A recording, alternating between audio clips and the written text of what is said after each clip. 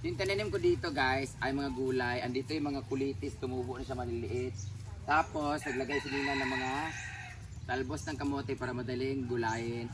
At nagtanim ako kahapon dito ng Nagluto mo dito? tininlag. Ay, tinilang.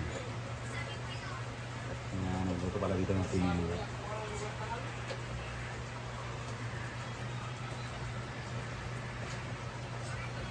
Napay ko na yung kangkong rumamitukaan. Sagol ni mo? Sabi nung ta. Isagol na, ay mo bitaw na.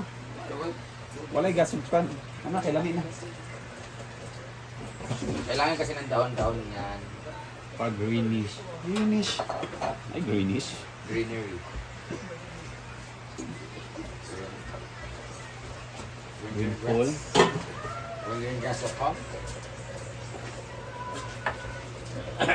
Okay. Lagyan na rin natin yung kangkong. Let's wait until it boiled again. Lagyan natin siya.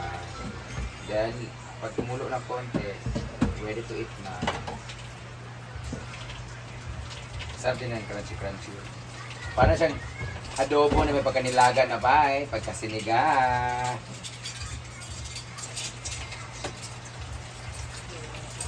Takpan na natin, konting kulo lang. Mga 15 minutes. Ha? Okay. 2 minutes na siguro. So, pour it in our canister. Pour in our canister! Ilagay na tayo nito para ulamin na natin. Alin na mo! Kuha na rin sudan! Iurong ang lamesa para makapag-eat tayo normally and peacefully. Walang high blood.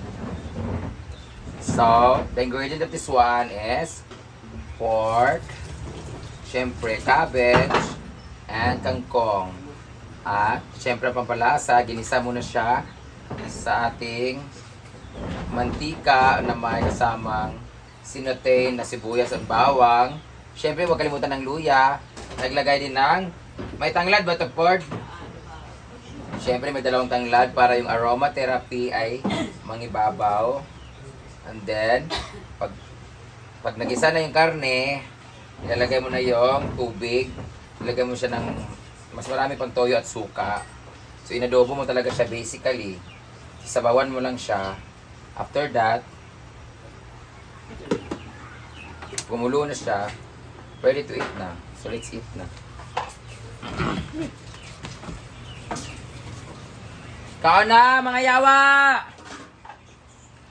Now we're going to get some. Walang sili dyan. Mahulog ng pinya guys. So maglalagay tayo sa ating mangkok. Kaya na tayo ng tininlag na baboy.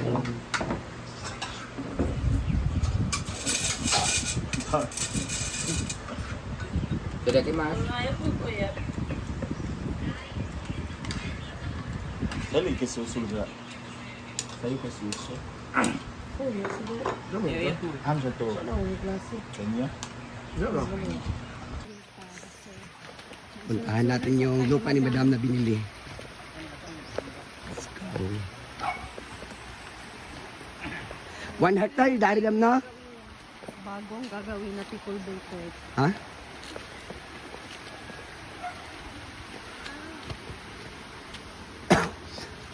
Hi guys, welcome to my new lot. I bought this one last year.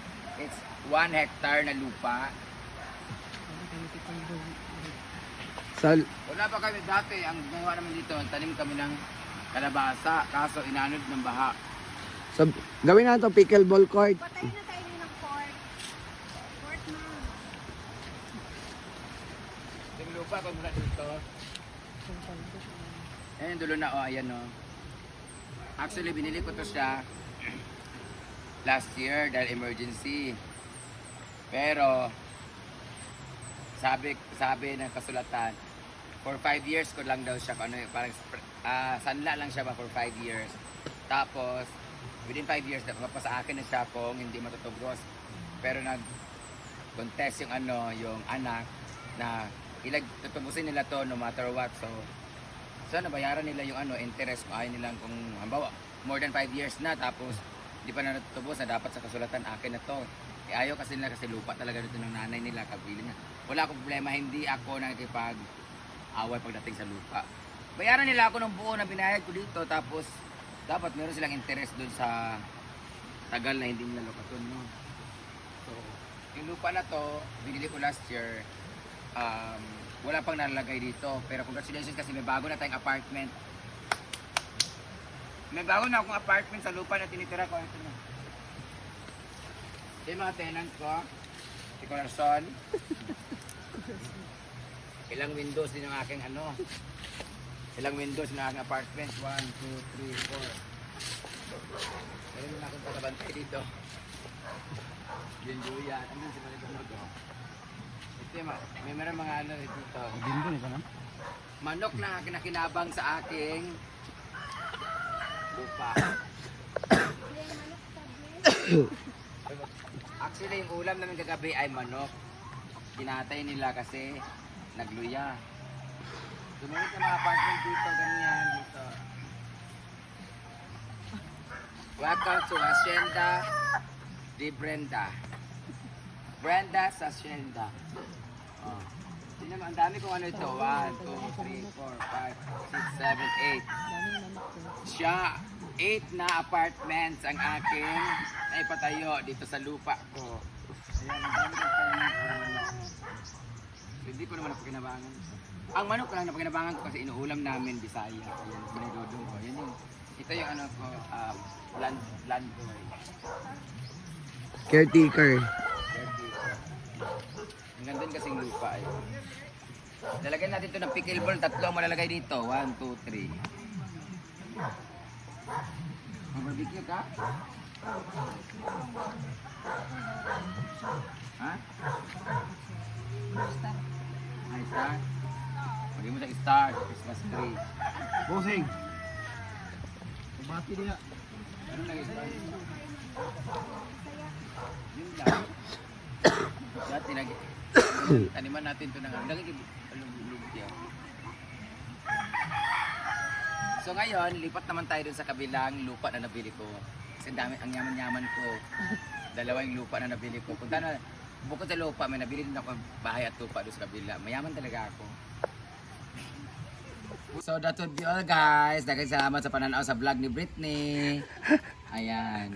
Kasi inutusan niya ako na mag-vlog at mag-ending na dito may outro para kulang kasing 10 minutes niya guys. So daghang salamat. Unta nag-enjoy mo. Ayun ang pananaw saya eh.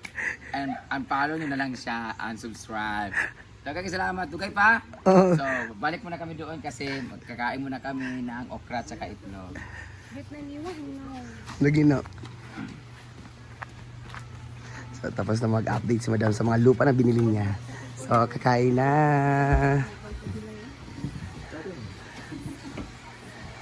Ng lupa. I'll see you later.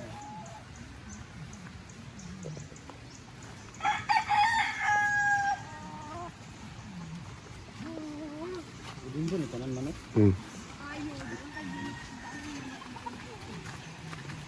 Ang bane.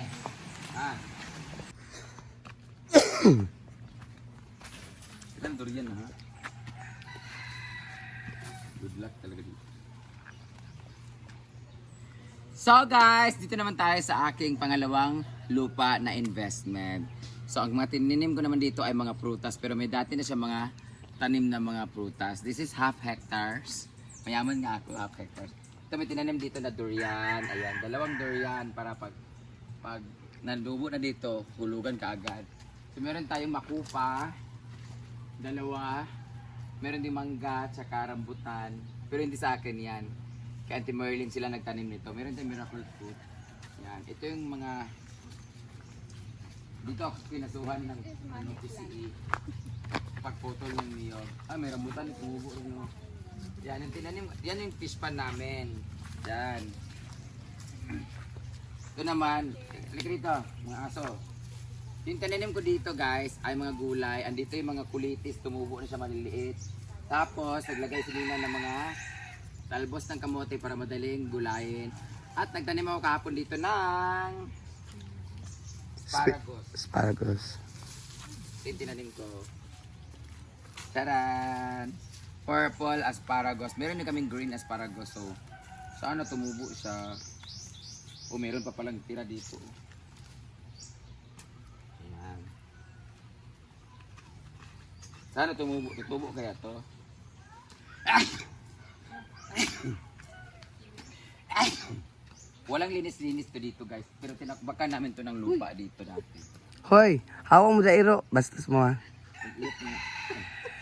Plano talaga namin na tayo ng kubo dito para tirahan nila ng mga bakla dito. Maganda itong kubo dito. Ilalim ng puno ng kawayan, puno ng niyog, tapos dito yung kubo.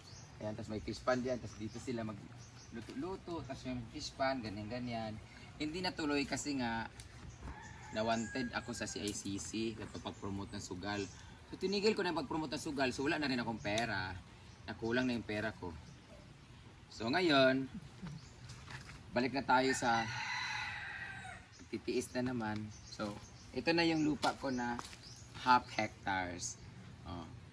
Tapos na tayo dito, maghanap na naman tayo na ipapakita sa inyo na ating investment. So, that would be all.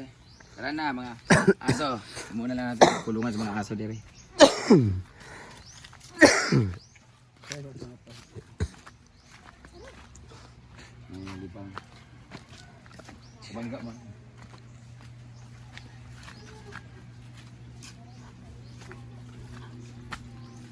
Smile, Judilo.